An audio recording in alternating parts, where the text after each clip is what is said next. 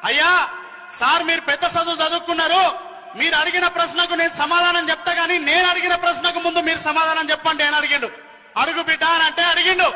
ఇడ నేను ఆపిన మందల ఎన్ని కొర్రలు ఉన్నాయో లెక్క పెట్టి చెప్పురు సార్ అన్నాడు సింపుల్ గా. అని అంటే సింపుల్ పని కదా, చాలా సింపుల్ పని.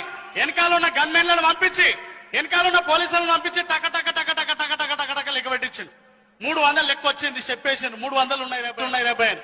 పిల్లగాడు ఒప్పుకుంటలేడు, లేవు అన్నాడు. ఏయ్ నేను ఐఏఎస్ రా భయ్, పెద్ద చదువు చదువుకున్నా, బుడగోషి కానివి, నీకేం తెలుసు లెక్క అని మనం తిట్టిను. లేదు సార్ నేను ఒప్పుకొని, నువ్వు కరెక్ట్ చెప్తేనే నువ్వు అడిగిన దానికి నేను సమాధానం చెప్తా అని అన్నాడు. లేవు 300 లేవు, కరెక్ట్ లెక్క పెట్ట అంటాడు. ఏ తమాషా చేస్తున్నావా అని అన్నాడు.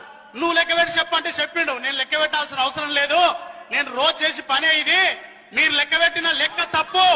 ఇందులో మా ఆపిన మందలో 300 గొర్రెలు లేవు, 295 గొర్రెలున్నాయి, 5 కుక్క పిల్లలున్నాయి.